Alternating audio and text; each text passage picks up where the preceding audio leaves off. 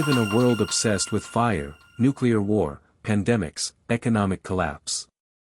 But what if the real apocalypse is not fire, but thirst? Today, I want to talk to you about water. Not just a resource, but the foundation of life. Without water, there is no food. Without water, there is no energy. Without water, there is no us. And right now, the world is running out of it. We treat water like it's infinite. We drink it, flush it, waste it. But the truth is far more terrifying. Only 0.5% of the Earth's water is fresh and accessible. That's it. And we are using it faster than it can replenish. Already, 4 billion people experience water scarcity for at least 1 month each year. That's over half of humanity. And it's getting worse. By 2025, just this year, 2/3 of the planet may be living under water-stressed conditions. By 2040, global demand could exceed supply by 40%. By 2050, hundreds of millions could be forced to migrate. Not because of war, not because of politics, but simply because they can no longer find water to drink. This is not science fiction. It is now. Throughout history, civilizations have risen and fallen based on water.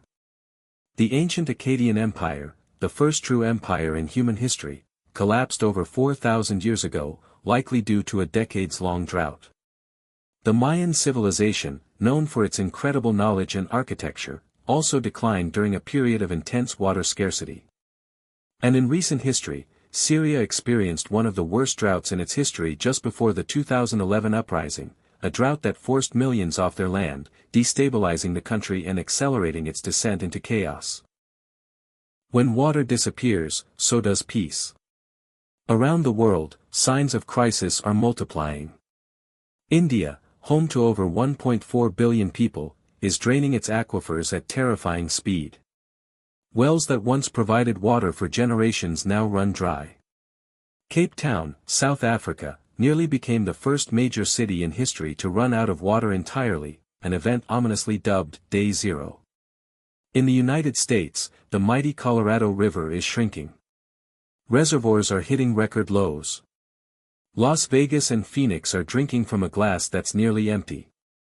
Even in wealthier nations, water is no longer guaranteed. And here's where it becomes even more dangerous. Water doesn't respect borders. Rivers cross nations. Aquifers lie beneath entire regions.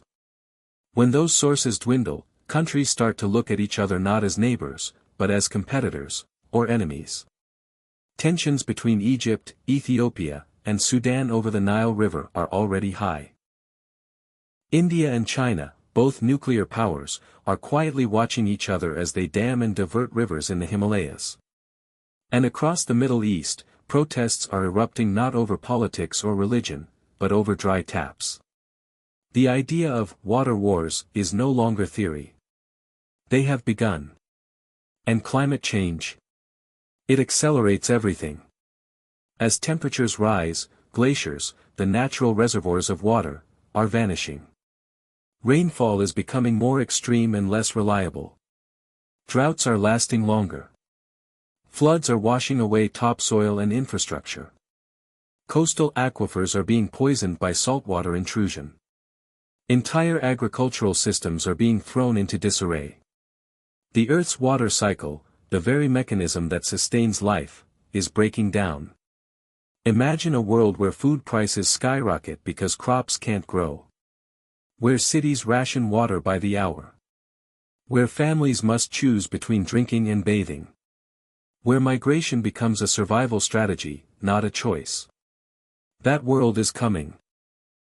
Unless we act. But what can we do? The first step is recognition. We must understand that water is not infinite.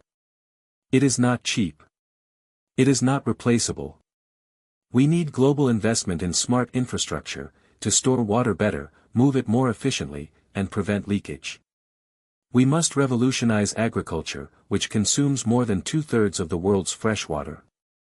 It's time to grow differently, waste less, and value more.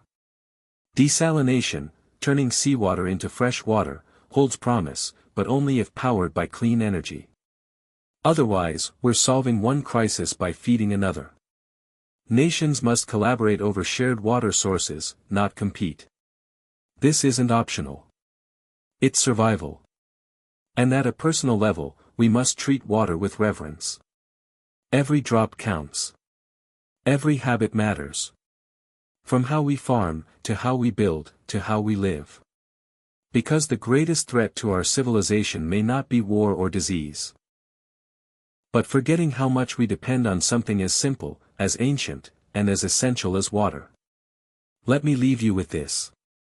When Rome fell, it wasn't because of a single battle. It was because its systems failed. Its aqueducts crumbled. Its fields dried. Its people grew desperate.